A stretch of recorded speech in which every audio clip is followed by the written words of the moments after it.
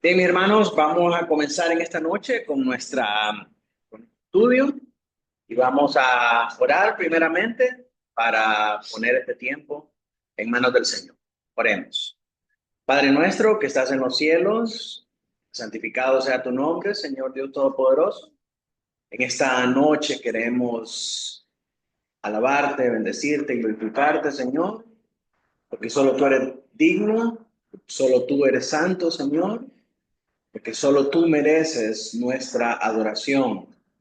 Te pedimos, Señor, en esta noche que puedas ayudarnos a poder escuchar todas estas cosas, a poder entender, Señor, lo que tu palabra dice acerca de esta profecía, Señor, y la manera en cómo nosotros, como tu pueblo santo, debemos enfrentar, Señor, las cosas que pasan en nuestro mundo y debemos estar preparados, velando por tu regreso. Y debemos, Señor, prepararnos ante la persecución, ante todo el ataque, Señor, del maligno para la iglesia. Ayúdanos, Señor, a poder recibir ánimo y consuelo, fortaleza en tu palabra, y que de esa manera, Señor, podamos continuar siendo, como tu iglesia, la casa del Dios vivo, columna y baluarte de la verdad. Abre nuestras mentes y corazones para poder recibir este mensaje. Lleva nuestros pensamientos cautivos en obediencia a Cristo Jesús. Y no permita, Señor, que ninguna divagación, que ninguna distracción nos aparte de poder recibir eh, el maná que tú tienes para nosotros en este día. En el nombre de Jesús oramos. Amén y amén. Amén. Bien, mis hermanos, vamos entonces a compartir nuestra presentación para esta noche. Espero que todos en casa puedan ver.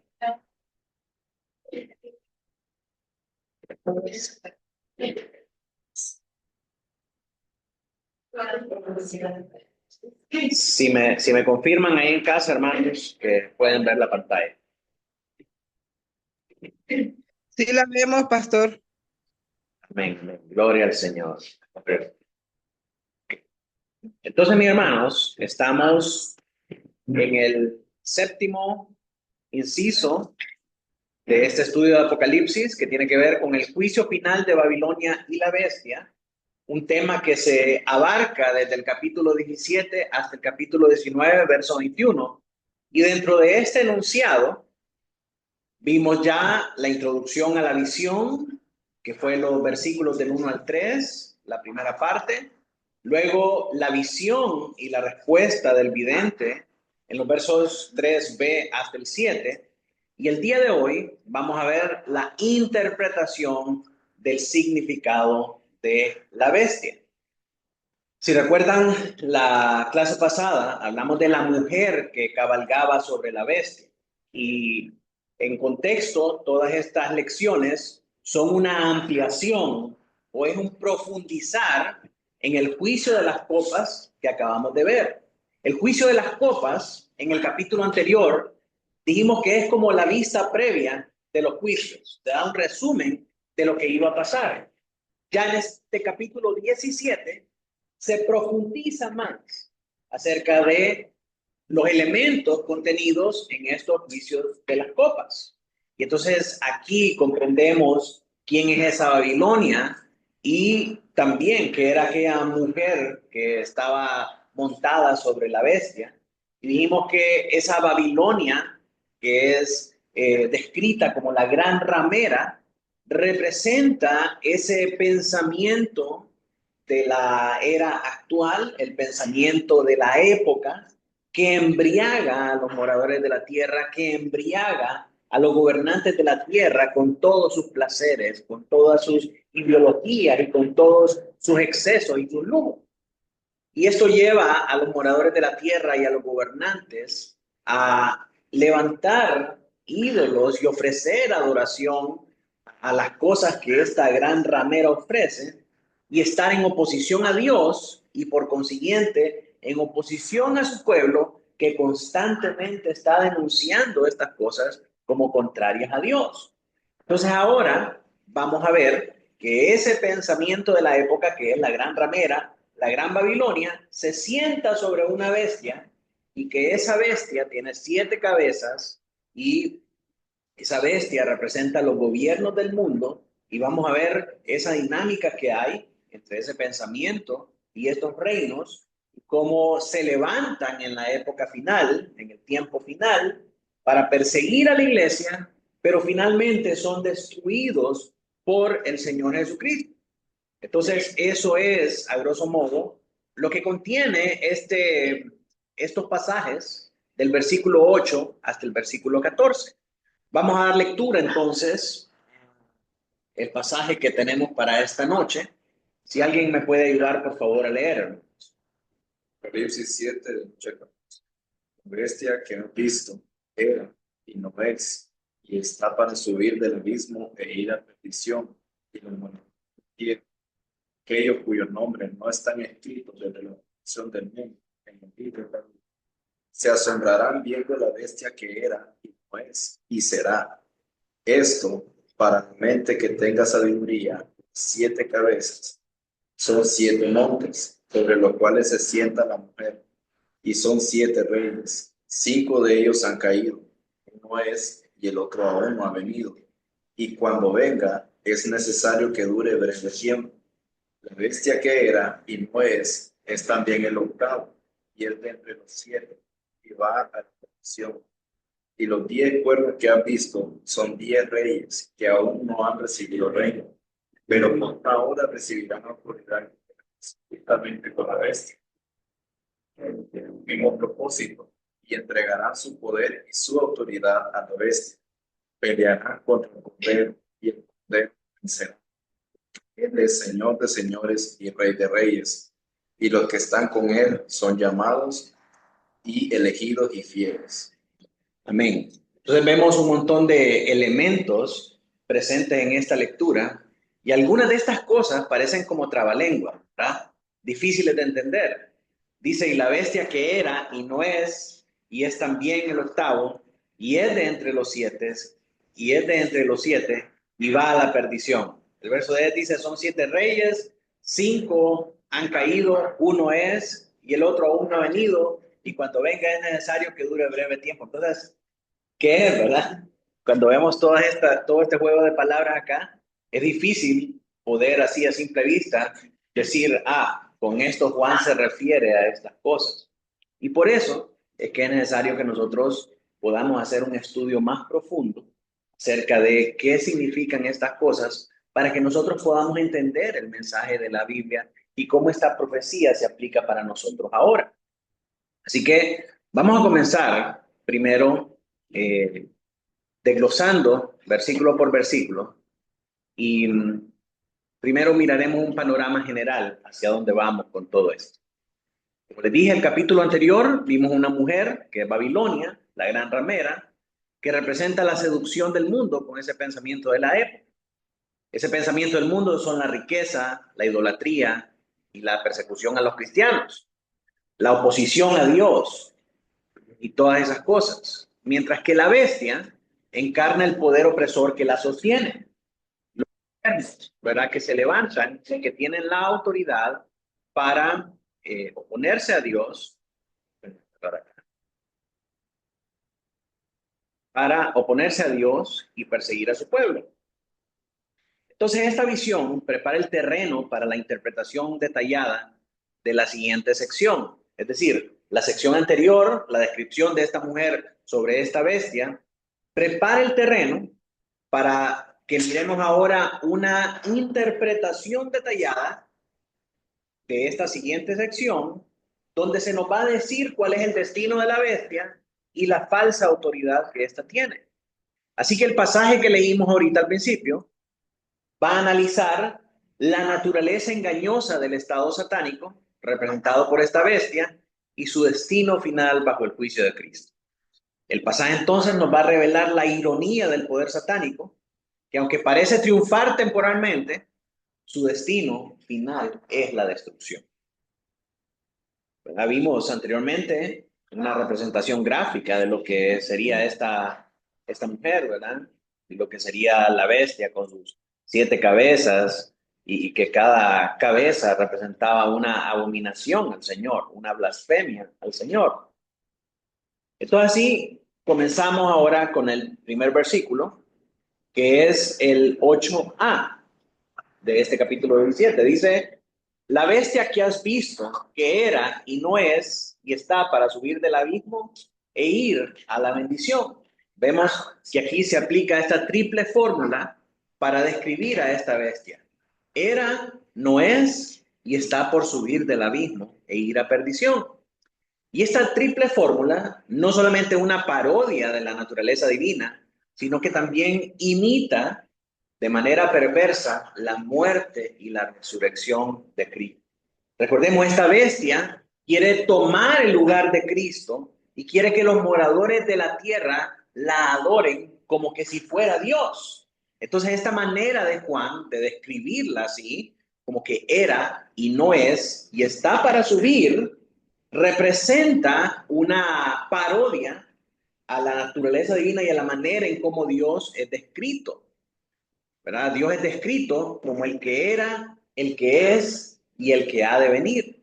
Entonces esta bestia es lo totalmente opuesto. Era y no es y está por subir del abismo. La bestia recibe una descripción similar, pero con un destino radicalmente diferente.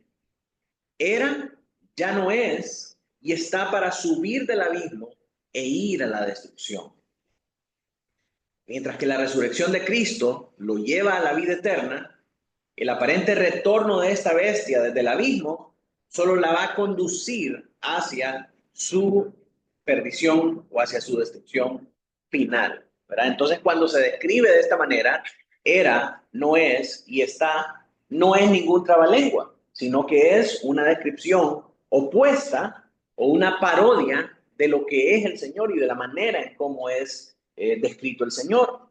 Señor es el que era, el que es y el que ha de venir. Y esta bestia que era y no es y está para subir del abismo e ir a la perdición es una parodia y es una farsa, es una imitación mala de lo que es Dios. Entonces, el propósito de Juan al describir a la bestia de esta manera es que los cristianos no se dejen engañar por sus poderes, por sus presunciones y por sus falsos milagros, y que sepan que aunque tiene apariencia de Dios, es una imitación, es una parodia, y todo lo que hace va a resultar en su perdición. Estas palabras nos ayudan entonces a nosotros a saber que aunque tiene apariencia de Dios, es lo totalmente opuesto.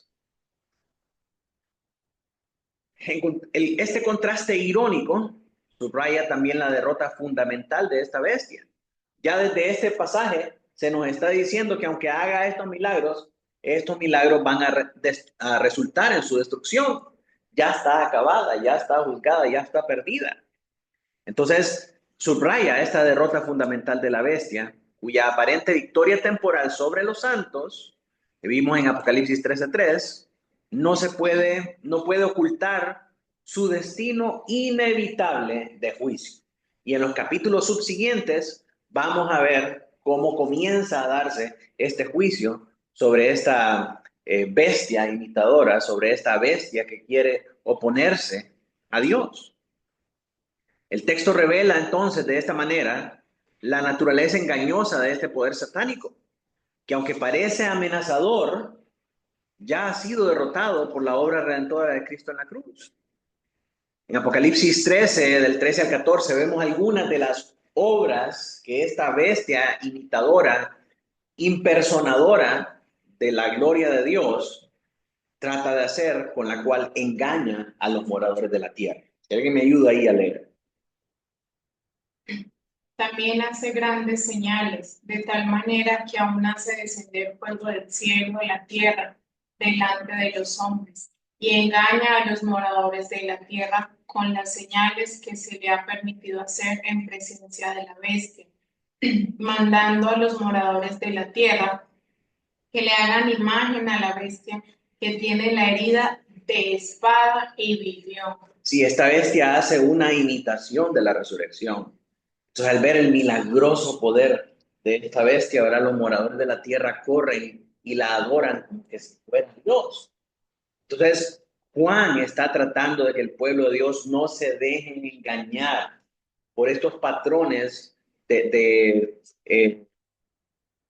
una parodia divina del poder de Dios. Dice, los moradores de la tierra van a correr detrás de estas señales y detrás de estas falsos milagros, pero no se dejen engañar. Este que era y que es y que ha subido del abismo no es otro más que el anticristo, es la bestia. No se confíen de su poder. Y más adelante, él le va a dar instrucciones al pueblo de no dejarse engañar y de tener discernimiento. En la segunda parte del verso, del versículo 8, parte B, dice, y los moradores de la tierra, aquellos cuyos nombres no están, y eso es importante, aquellos que no están escritos desde la fundación del mundo en el libro de la vida, se asombrarán viendo la bestia que era y no es. Aquellos que no están inscritos en el libro de la vida, eso es importante, ese no ahí hay que subrayarlo, porque esos son los que se van a rendir ante el poder de la bestia. Esos son los que se van a maravillar y los que la van a reverenciar y adorar y que van a transigir en su fe. Dice, ellos se asombraron viendo la bestia que era y no es y será. Ahora usted ya sabe, ¿verdad? Que esa frase, esa triple fórmula, no es ningún trabalenguas, sino que es la manera de describir a todo aquello que se opone a Dios. Así como Dios es el que era, el que es y el que ha de venir, el anticristo, la bestia, los poderes satánicos, son esa bestia que era y no es y será, que subirá de la vida. Los habitantes de la tierra, cuyos nombres no están escritos en el libro de la vida desde la fundación del mundo, van a quedar asombrados y van a terminar adorando al presenciar este aparente resurgimiento de la bestia. Este asombro, que en realidad es una forma de engaño idolátrico, como bien se describe en los versículos que leyó la hermana Yasmín en Apocalipsis 13, del 3 al 4, surge al ver cómo esta bestia, a pesar de haber sido derrotada por Cristo en la cruz, parece recuperar su poder al surgir de la vida.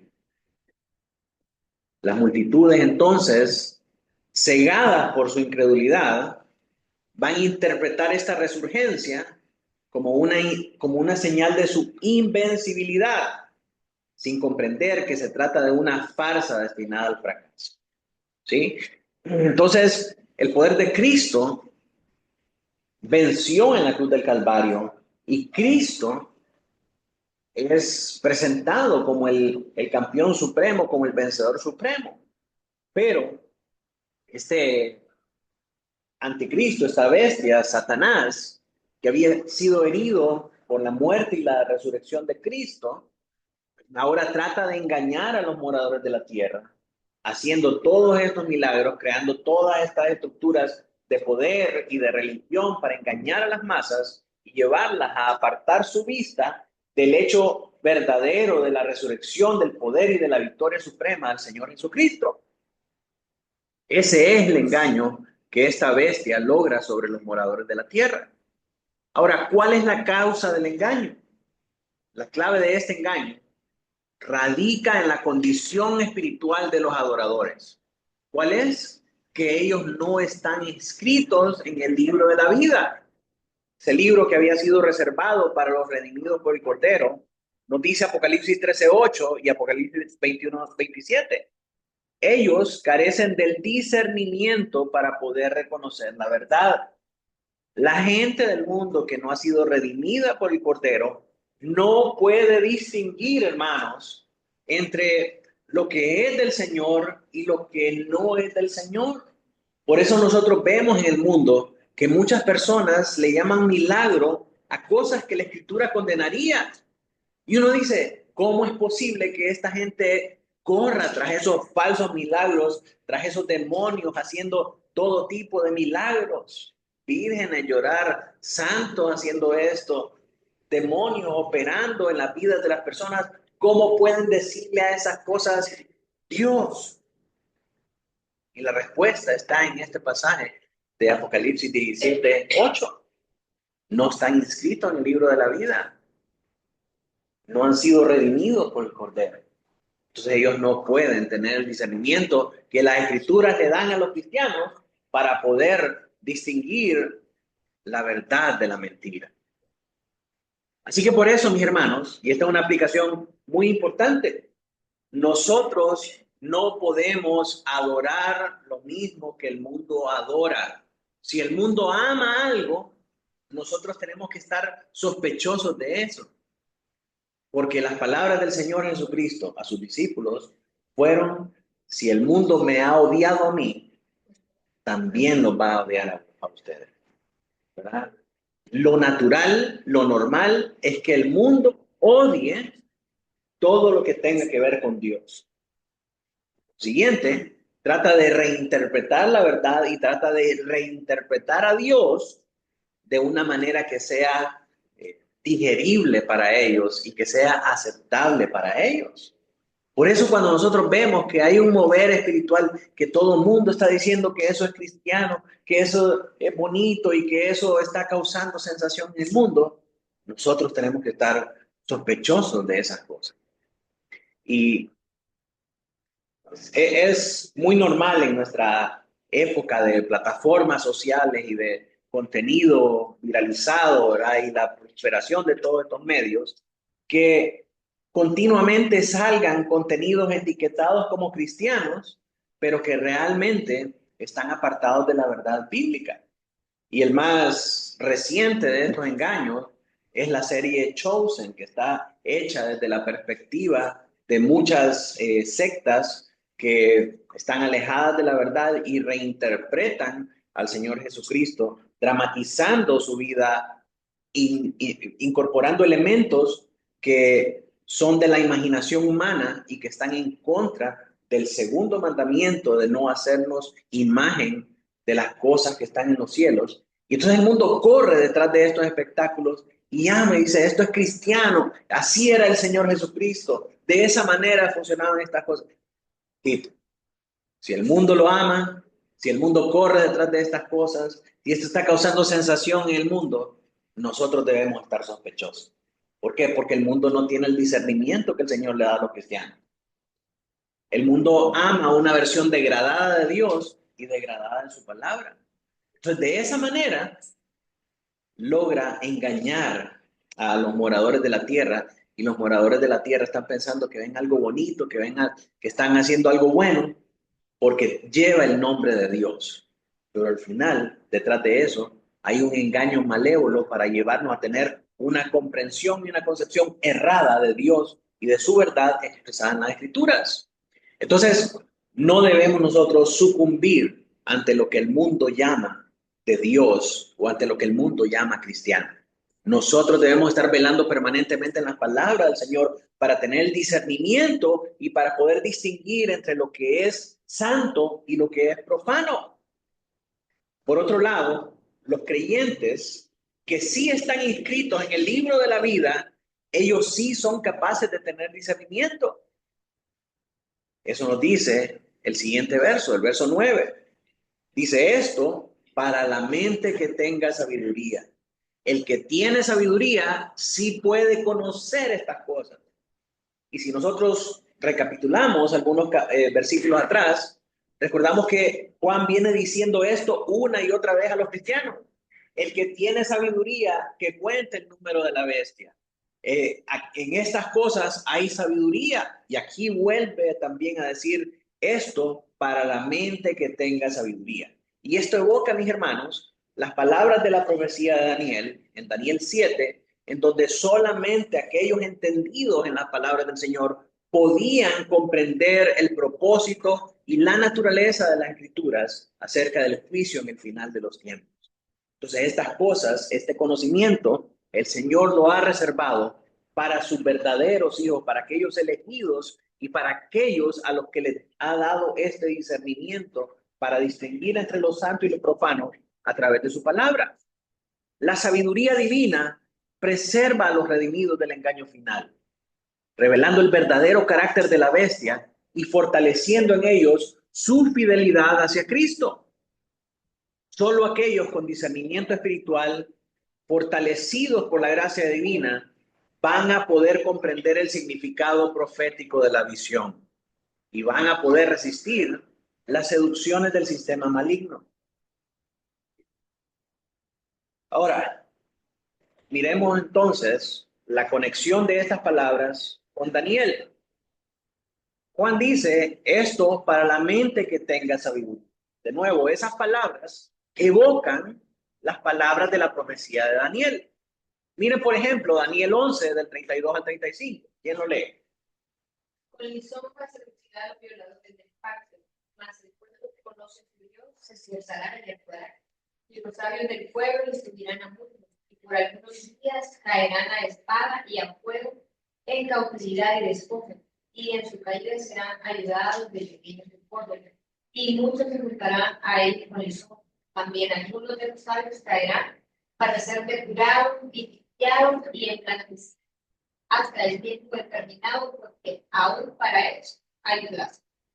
Sí, entonces, esto es lo mismo de lo que venimos hablando acá. El poder del enemigo, el poder opresor en contra de los cristianos, se levanta para perseguirlos y para apartarlos de la verdad de Dios y hacerlos adorar a una falsa imagen que está siendo empoderada por el gobierno, ¿verdad? Empoderada por un rey, empoderada por un sistema de gobierno. Y entonces, este sistema de gobierno está persiguiendo a los cristianos.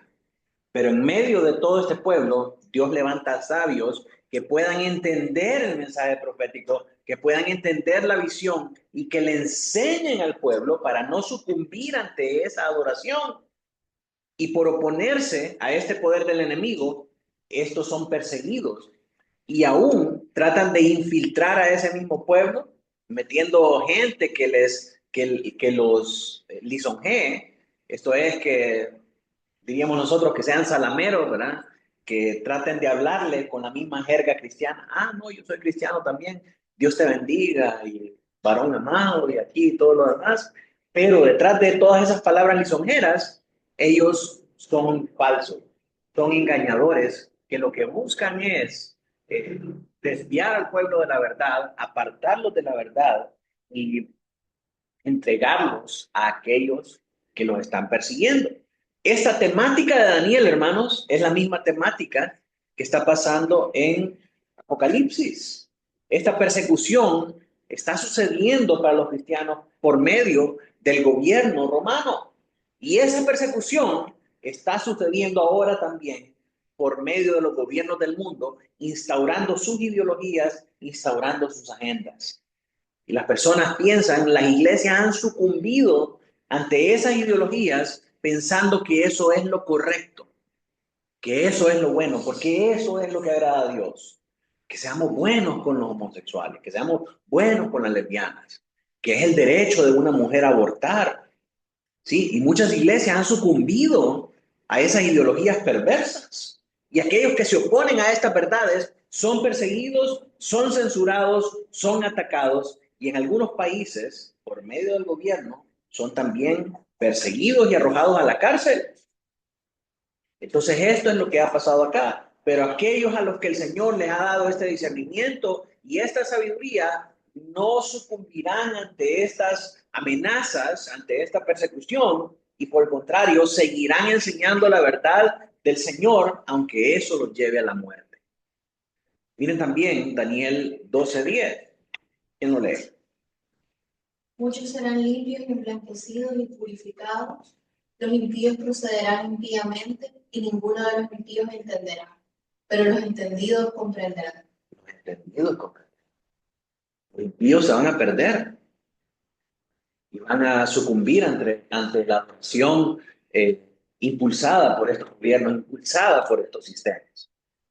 La advertencia de Juan a las iglesias entonces retoma las profecías de Daniel, recordándoles que la bestia no es un poder nuevo, sino la misma fuerza del mal que ha perseguido al pueblo de Dios a lo largo de la historia.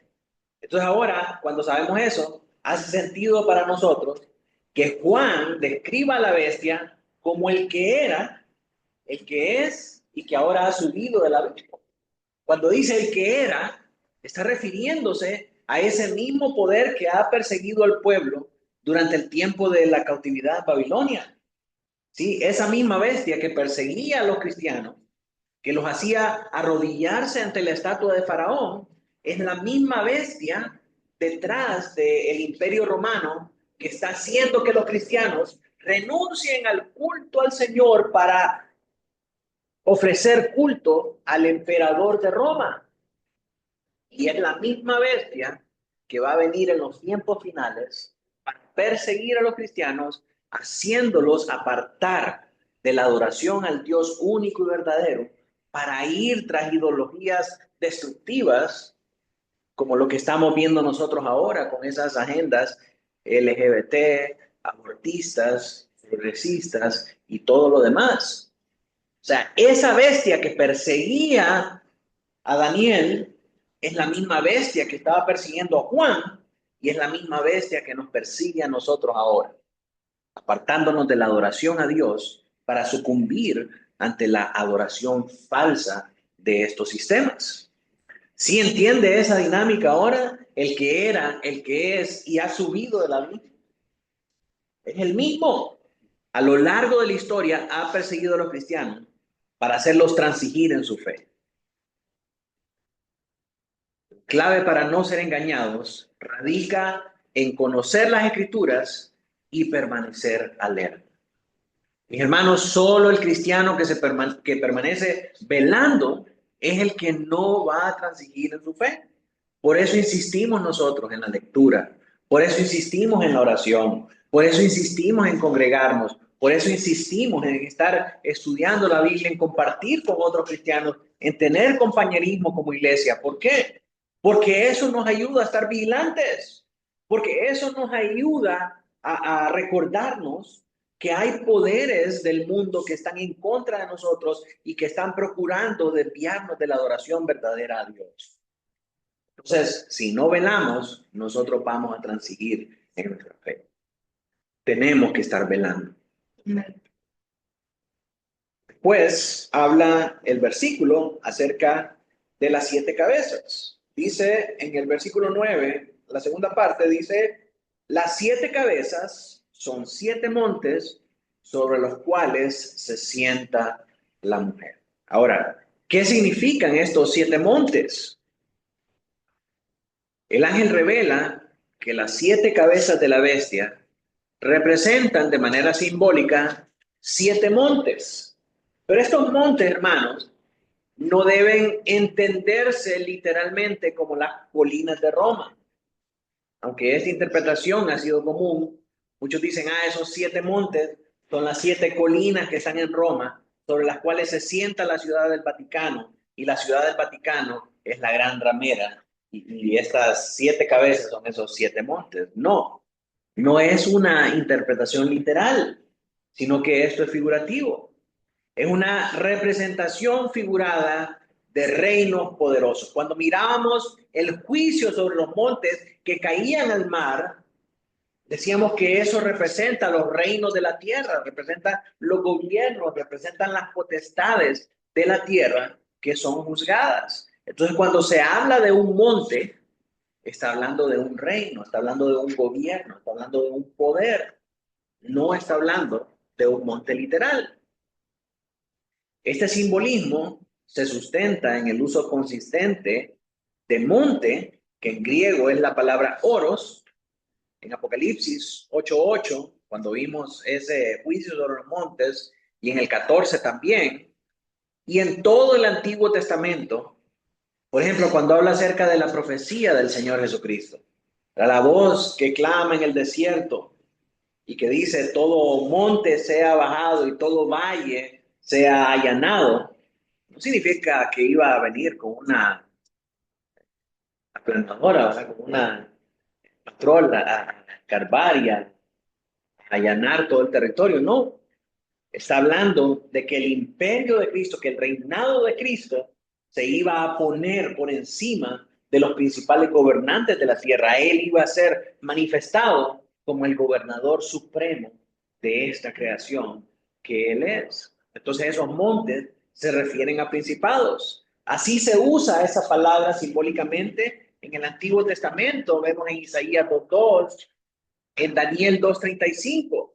Es una metáfora para gobiernos o autoridades. Cuando hablamos de montes, estamos hablando de gobiernos o autoridades. ¿Por qué? Porque la característica que más sobresale acerca de los montes es su elevación. Alguien que está en autoridad o alguien que está en el gobierno es alguien que está en una posición elevada. Entonces, por eso, la palabra montes o la figura de los montes se utiliza para representar a un gobernante o una autoridad. Las 7 cabezas equivalen así a 7 reyes, pero no en un sentido literal numérico. No significa que solamente hay 7. 7 es un número simbólico. De nuevo, la interpretación de los elementos proféticos no puede tomarse de manera literal, sino que tiene que ser simbólica. Así que cuando Juan habla acerca de 7 montes, 7 reyes y 7 cabezas, ese 7 no son literalmente 7, sino que ese 7 representa algo. Y el número 7, en numerología bíblica, ¿verdad? No numerología gnóstica, en numerología bíblica, cuando se habla de 7, se habla de perfección, se habla de plenitud. ¿Por qué? Porque el Señor hizo en 7 días la creación y la creación fue perfecta. Cada vez que vemos un 7 en la Biblia, ese 7 nos habla de esta plenitud, de esta perfección. Entonces, al hablar de 7 cabezas, al hablar de 7 reyes, está hablando que la concentración del poder mundial está en estos gobernantes que están ejerciendo esta persecución y están ejerciendo esta opresión sobre el pueblo de Dios. Entonces, representan la totalidad del poder opresor que ha actuado a lo largo de la historia, desde Babilonia a Siria hasta Roma y más allá. ¿Verdad? Estos gobernantes que oprimen al pueblo de Dios tienen el poder absoluto otorgado por Dios para oprimir a los cristianos. Entonces, estos 7 no son 7 gobernantes, sino que son gobernantes que tienen el poder total otorgado por Dios para oprimir al pueblo. Sí, ahí tenemos los 7 montes que se encuentran en Roma, sobre los cuales está construido la ciudad del Vaticano. Algunos han pensado que esta es la interpretación de este pasaje, ¿verdad? Que estos 7 montes se refieren a esa colina quirinal, colina viminal, colina capitolina, colina palatina, colina aventina, colina caelia, colina esquilina, sobre las cuales está asentada la ciudad del Vaticano. Sin embargo, vimos acá que no podría estar más alejada de la realidad esta interpretación, porque no se están hablando acerca de montes literales, sino que están hablando de montes simbólicos que son representados por el gobierno. Y al hablar de 7, no son 7 literalmente, sino que habla acerca de la plenitud del poder que tienen estos gobiernos. Ahora, esta interpretación se conecta con Daniel 7, donde bestias con múltiples cabezas simbolizan imperios sucesivos. Si ustedes se acuerdan, la estatua de Daniel, ¿verdad?, que tenía diferentes niveles, representaban varios imperios sucesivos: Babilonia, Persia, Grecia, los medos también, y Roma. Y en aquel momento se presentaba así. La bestia en Apocalipsis sintetiza estos poderes en una figura que trasciende más allá de la historia y que en la época de Juan es encarnada por el Imperio Romano, pero no está limitado solamente al Imperio Romano. Las cabezas no son solo gobernantes individuales, sino que son sistemas de autoridad que persiguen al pueblo de Dios y pretenden usurpar el lugar de Dios. ¿Cuáles son algunos de estos poderes? ¿Cuáles son estas cabezas en la actualidad? La ciencia, la academia, la cultura, la tolerancia, el humanismo, el modernismo, esto y el otro, tantas cosas que se oponen a Dios, el racionalismo que intenta entender a Dios desde una perspectiva racional, todas estas cosas pueden ser estos sistemas de autoridad que persiguen al pueblo de Dios y que pretenden usurpar el lugar de Dios. El racionalismo, por ejemplo, pretende que la lógica sea más importante que la fe, sea más importante que Dios.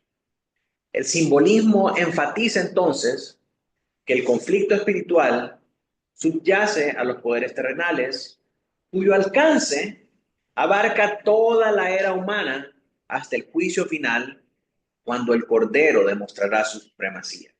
En el tiempo de Daniel eran estos imperios: Babilonia, Persia, Grecia y Roma. En el tiempo de Juan era esta Roma compuesta de muchos otros reinos que ellos habían conquistado. Ese imperio romano no era solamente de personas romanas, sino que había germánicos, había bárbaros, había africanos, había de otras nacionalidades que formaban ese imperio. Ese era el sistema opresor de la época. Actualmente no podemos decir que sea el imperio romano, sino que todos aquellos gobiernos que concentran todas estas ramas del saber que se oponen a Dios y que oprimen al pueblo y lo apartan de la verdad. La referencia a las 7 colinas de Roma funcionaría, por tanto, como un símbolo local que apunta a una realidad espiritual más amplia: la oposición sistemática de lo humano contra lo divino. De nuevo, la representación de esta bestia con 7 cabezas alude a las principales ideologías y corrientes de la época con las que gobiernan los principales países o los principales sistemas de gobierno. Por ejemplo, cada país enarbola estas doctrinas para ejercer el gobierno y de manera sistemática también perseguir a los cristianos. Ahora, los 7 reyes, versículo 10. Y son 7 reyes, 5 de ellos han caído, uno es, y el otro aún no ha venido. Y cuando venga, es necesario que dure un breve tiempo. De nuevo, una frase que parece que fuera un trabalengua. 5 de ellos han caído, uno es, el otro aún no ha venido, y cuando venga, es necesario que dure un breve tiempo. El ángel explica que las 7 cabezas de la bestia representan 7 reyes o reinos que simbolizan la manifestación del poder opresor a lo largo de la historia. De nuevo, se utiliza esa triple fórmula o esa descripción tripartita para reflejar una parodia de la eternidad divina, en donde Dios es el que era, es y ha de venir, pero mostrando que la bestia imita, pero no iguala, el dominio soberano de Dios, al decirnos que es lo que han caído, uno es y otro aún no ha venido. Entonces, ¿qué significa que estos 5 de ellos han caído? Representan poderes pasados que han sido derrotados. Uno es, ¿qué significa eso? Uno es. Señala la encarnación presente del mal. En aquella época era Roma. Entonces, 5 caídos son los imperios anteriores que han sido derrotados. El uno es, señala la opresión presente. En el tiempo de Juan era Roma. Y el séptimo por venir alude a una manifestación última y efímera del anticristo antes del juicio final. ¿Verdad? Entonces, hermanos, con esto nosotros podemos ver e inferir que a lo largo de la historia de la iglesia, la iglesia siempre va a ser perseguida por los poderes del mal.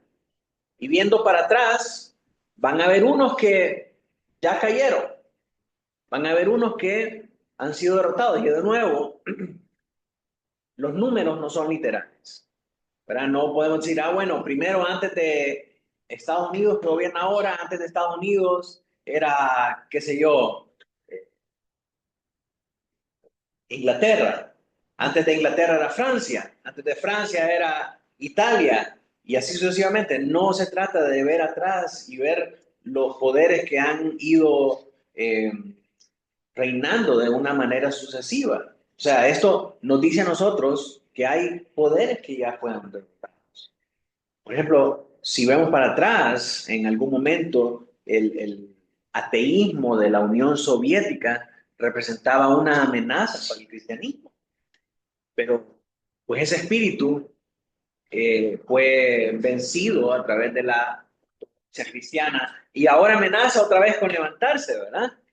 Entonces, son poderes a lo largo de la historia, que a lo largo de la era de la iglesia han sido derrotados y que en algún momento cobran una nueva forma para perseguir a la iglesia, para oprimir a la iglesia y en un tiempo final el Señor les va a dar el poder para infiltrar a la iglesia, para destruirnos, para perseguirnos, para matarnos. Pero al final el Señor reina sobre esa persecución y el Señor los va a destruir. Van a estar por un breve tiempo, dice, y después de eso el Señor los va a juzgar.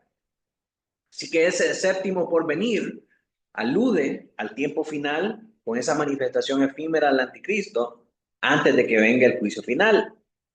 Luego el número 7, de nuevo, no es literal, sino que es simbólico y denota la totalidad del poder maligno que ha operado en la historia desde Babilonia hasta el fin de los tiempos. Por un breve tiempo, ¿qué significa por un breve tiempo? Subraya su debilidad última, contrastando con los reinados prolongados de sus predecesores, también refuerza la inminencia del fin, exhortando a los creyentes a perseverar, pues la bestia, aunque activa, ya está juzgada. Y eso, como les dije al principio, desde el verso 8, se nos dice que ya el fin de esa bestia va a ser su condenación. Entonces, ¿cuál es el propósito de esta visión? ¿Cuál es el propósito de que Juan haya recibido este mensaje de que 5 han sido, uno es, y falta otro que venga, pero que ese solamente va a estar un breve tiempo? ¿Cuál es el propósito de esta visión? Esta visión no busca enumerar emperadores romanos. No busca ver atrás y ver y decir, primero fue Nerón, después fue este, después fue el otro, hasta Domiciano, que era el 12º. Tampoco imperios literales, como por decir Egipto, Asiria, etc. Su propósito es revelar un patrón que va más allá de la historia, representado en todos los sistemas opresores, que aunque aparenten fortaleza, están bajo el control soberano de Dios y van a ser reemplazados por su reino. Esto lo leemos en Daniel 2, 44 al 45. Si alguien lo puede leer, por favor. En los días de estos reyes, el Dios del cielo levantará un reino que no será jamás destruido, ni será un reino dejado al pueblo. Desmenuzará y consumirá estos reinos, pero él permanecerá para siempre. De manera que del monte fue cortada una piedra, no con mano, igual desmenuzó el hierro, se plata y el hombre. El gran Dios ha mostrado al rey lo que ha de acontecer en lo mío, y el sueño es verdad, y fiel su inteligencia. Y vemos entonces que en días de estos reyes, Dios, el Dios del cielo, mira a Daniel, que se levantará un reino y que no será más destruido, ni será el reino dejado a otro pueblo. Él va a desmenuzar y va a consumir a todos estos reinos, pero Él va a permanecer para siempre. ¿Sí? Iban a haber otros poderes, iban a haber otros reinos, pero el reino del Señor iba a traer juicio, iba a traer destrucción a estos otros reinos que se levantaban. Todo lo que se levanta y todo lo que tiene poder, todo lo que ejerce dominio sobre la tierra, es por causa del Señor. El Señor le ha dado su poder, el Señor les ha permitido, y en el tiempo final, en el tiempo del juicio final, el Señor va a derrotar a todos estos reyes.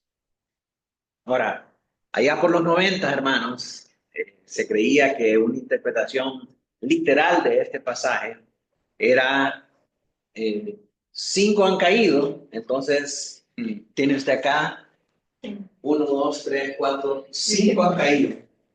Uno es, ¿verdad? Pero ese va a durar por un breve tiempo. Y en efecto, duró por un breve tiempo, ¿verdad? Y después faltaba uno que viniera.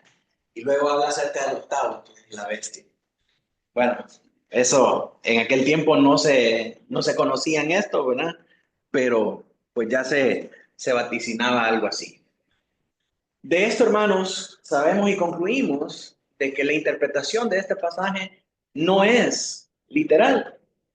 Estos 5 de los que habla, uno que es y uno que ha de venir, que es también el octavo, habla acerca de todos estos poderes opresores que han oprimido al cristianismo desde toda la historia de la iglesia. No son reyes literales, no son emperadores literales y no son gobiernos literales. Son patrones de oposición a Dios y de persecución sistemática al pueblo. Y no son 5 tampoco literalmente, sino que ese 5 nos habla a nosotros de estructuras de gobierno. Ese 7 nos habla a nosotros de autoridad total, gobierno total, no de 7 contados con los dedos, sino que nos habla de una característica específica acerca de su manera de operar. Ahora, hablemos del octavo rey, porque en el versículo 11 se describe un poco más acerca de él. Dice, la bestia que era y no es también el octavo, y es de entre los 7 y va a la perdición. De nuevo, otro trabalengua, ¿verdad? La bestia descrita acá como el octavo rey, que es uno de los 7, representa la manifestación final y más intensa del poder satánico en la historia. Es decir, en este poder, en este gobernador final, antes del juicio, va a estar concentrado todo el poder. El Señor le va a otorgar un poder para poder perseguir al pueblo, para poder prevalecer, y lo va a hacer por un tiempo breve antes de que el Señor vuelva y lo despedace con la manifestación de su presencia. Que parece resurgir con fuerza, imitando así a la resurrección de Cristo, como nos habla Apocalipsis 13:3, su reinado va a ser breve y va a culminar en destrucción. El número 8 simboliza su pretensión de inaugurar un nuevo orden, de ponerse por encima de Dios, algo así como el octavo día en la creación bíblica. Pero en realidad es una parodia fallida. Mientras Cristo resucitó para vida eterna, esta bestia, leemos aquí en Apocalipsis, que va a resurgir solo para su propia perdición, solo para ser juzgada. Entonces el significado de este 7 y 8. Su naturaleza, la naturaleza de esta bestia, uno de los 7, no implica una reencarnación literal con teorías como el retorno de Nerón, sino que revela su continuidad con los sistemas opresores del pasado. Esta es parte de los mismos poderes que oprimían al pueblo allá en el tiempo de Daniel. Es parte también de los poderes que oprimían al pueblo en el tiempo de la iglesia, cuando Juan estaba recibiendo estas visiones. Y es la misma opresión que nosotros pasamos y experimentamos en la era actual de la iglesia. Que concentrará todo el poder maligno, como el octavo, ya ha sido derrotado por Cristo en la cruz y su aparente victoria temporal va a ser finalmente desenmascarado. Este lenguaje numérico, es decir, estar usando este 7 y 8 para describir estas cosas, sigue el estilo del Antiguo Testamento de progresión numérica. Por ejemplo, en Proverbios 6:16, ¿qué nos dice Proverbios 6:16? Dice, 6 cosas aborrece el Señor y aún una séptima abomina, ¿verdad? Miqueas 5:5 también utiliza un lenguaje similar. O sea que nos habla a nosotros de una progresión en estos números, enfatizando que representa la plenitud del mal histórico, no un conteo literal de gobernantes, lo que les he venido explicando todo este tiempo. Y así la bestia encarna la culminación de toda la oposición humana y demoníaca a Dios, que Cristo va a vencer definitivamente en el verso 14, como vamos a ver más adelante. En aquellos tiempos, se pensaba, hace unos 10 o 20 años atrás, se pensaba en estos reyes que se hablan aquí en este capítulo, precisamente como esta teoría de la reencarnación de Nerón. Ahí en aquel tiempo mirábamos un increíble parecido en este presidente de Estados Unidos. Y no me pregunte cómo y por qué, pero al mirarlo, lo mirábamos literalmente como una reencarnación de Nerón y nadie estaba cuestionando que la reencarnación es una filosofía, es una creencia oriental, más no cristiana, ¿verdad? Pero esos eran ejemplos de cómo esta mala interpretación nos lleva a tener o a sacar conclusiones equivocadas acerca de este mensaje en Apocalipsis. Porque este hombre ya pasó. Y entonces, ¿qué pasó con todo lo que se habla acerca de esta bestia que estaba creando toda esta persecución? Y así van a surgir cuando tratamos de ponerle nombre y cara a estos personajes de la profecía bíblica, siempre vamos a fallar, siempre vamos a errar, porque estas personas solamente son transitorias. La persecución siempre va a seguir hasta el tiempo final. Entonces no podemos pretender que los personajes de la política actual sean los protagonistas o sean de quien este mensaje de Apocalipsis está hablando, porque no tendría relevancia entonces el mensaje para los cristianos en el pasado ni para los cristianos en el futuro. Así que es importante que entendamos la naturaleza de esa interpretación. Ahora los 10 cuernos. El versículo 12 dice, y los 10 cuernos que ha visto son 10 reyes que aún no han recibido reino, pero por una hora recibirán autoridad como reyes juntamente con la bestia.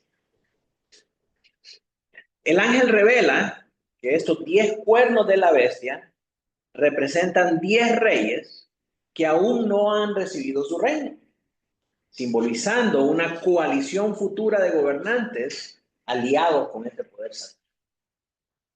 El número 10, así como lo vemos en Daniel 7, del 7 al 8 y el 24, no debe entenderse literalmente, sino que debe entenderse como una figura que denota plenitud de poder político militar concentrado en ese periodo final de la historia. Los reyes, asociados a los reyes de la tierra, que veremos en Apocalipsis 17-18 y en Apocalipsis 19-19, actúan como instrumentos terrenales del mal y reciben autoridad por un breve tiempo. Dice que por una hora, bajo el permiso soberano de Dios. Ahora, ¿esa hora es literal? No, no podemos interpretar los elementos de la profecía como literales. No es una hora literal. Vamos a hablar más adelante acerca de esa hora. Los 10 cuernos parecen entonces estar situados en la séptima cabeza, ya que ambos, tanto la séptima cabeza o el séptimo rey, todavía está por venir, así como estos 10 cuernos también todavía no han venido, todavía no han recibido el reino. Diga. O sea, lo del 7 era con el número de plenitud, lo del 10 y lo del 10. Sí, representa una totalidad de gobierno, tanto político como militar. debemos ir a ver a la Biblia los casos en los que se usa el 10 como, ¿perdón? No tiene cara. Sí, totalmente, que es se utiliza para despedazar o para destrozar a todas las deidades de Egipto, ¿verdad? No quedó ni una sola deidad en Egipto que no fuera destrozada por ese juicio de Dios. Entonces siempre este 10 también representa esa totalidad. El significado de los cuernos. Cuernos en la cabeza de la bestia que han de venir significan una concentración de poder universal en los últimos días, cuando la bestia y sus agentes aparezcan temporalmente para conquistar a la iglesia. Su papel es dual, porque primero se van a aliar con la bestia para perseguir al pueblo de Dios, pero después vamos a ver nosotros un giro irónico que se describe en Ezequiel 16 y 23, y ellos en el verso 16 nos dice que van a volver su poder destructivo contra Babilonia, se van a rebelar contra Babilonia, se van a rebelar contra la gran ramera antes de enfrentar el juicio del Cordero.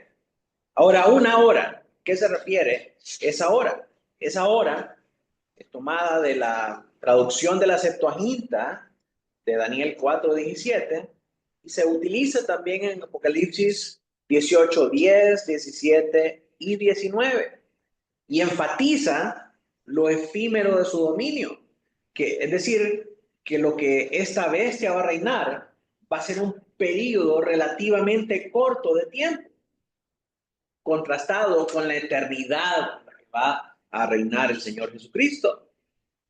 Este simbolismo conecta a Daniel del 8 al 12, donde la hora marca ese clímax escatológico. El tiempo limitado en que parece que el mal está triunfando, pero después de ese triunfo precede el juicio definitivo. Así que los 10 cuernos representan la máxima expresión histórica del poder humano opuesto a Dios, que va a ser derrotado en la batalla final de Apocalipsis 19, del 19 al 21. Y vemos, ¿verdad?, la hora que está corriendo y que es un tiempo relativamente breve en relación al dominio eterno del Señor Jesucristo. Ahora, el propósito de estos 10 reyes está manifiesto en el versículo 13. Dice, estos tienen un mismo propósito y entregarán su poder y su autoridad a la bestia. Ese es el propósito. Unirse, recuerden, es una coalición del mal y ellos se van a unir para entregarle su poder y su autoridad a la bestia. Eso es lo que ellos buscan. Los 10 reyes están unidos en ese mismo objetivo. Ellos tienen un mismo propósito y es entregarle su poder y su autoridad a la bestia. Y el hecho de que van a entregar su poder muestra que no se limitan a reinar junto a la bestia, sino que se someten a la autoridad de la bestia. Pero ¿por qué forman una alianza para ser dirigidos por la bestia? La respuesta a esa pregunta, hermanos, está en el versículo 14. Dice el versículo 14, pelearán contra el Cordero y el Cordero los vencerá, porque Él es Señor de señores y Rey de reyes, y los que están con Él son llamados y elegidos y fieles. El pasaje entonces revela el destino final de la bestia y de sus aliados. Y aunque se van a unir para pelear contra el Cordero, su derrota ya está asegurada. Porque Cristo, el Señor de señores y Rey de reyes, lo va a vencer. Ese título, que es tomado de Daniel 4:37, donde Dios humilla la arrogancia de Nabucodonosor, es aplicado ahora al Cordero, hermanos, demostrando que Él es el verdadero soberano frente a las pretensiones divinas de los poderes terrenales, como el emperador romano. La victoria de Cristo, entonces, invierte irónicamente la narrativa de Daniel 7:21, donde la bestia está venciendo temporalmente a los santos, mostrando que el mal va a ser juzgado con el mismo método que ese mal usó para oprimir a los creyentes.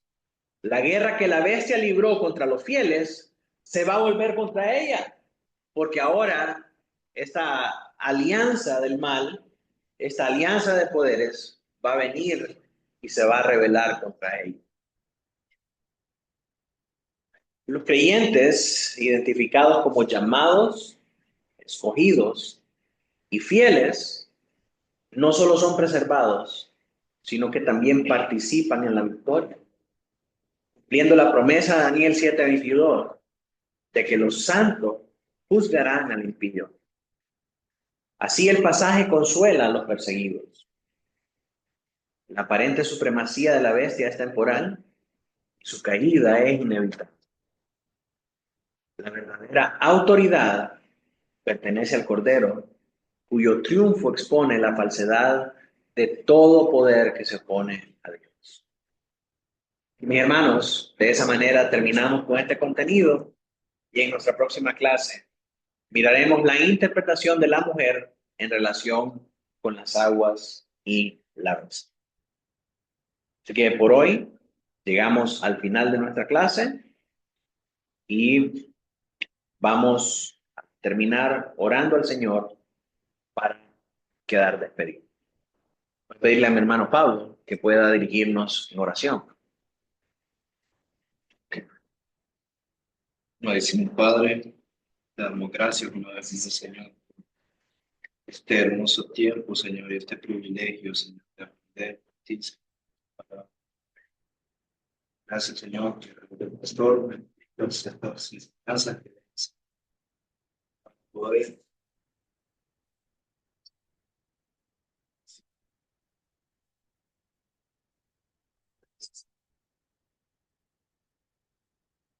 Padre, te pedimos, Señor, que nos regrese. Padre, Jesús, oramos. Amén. Amén.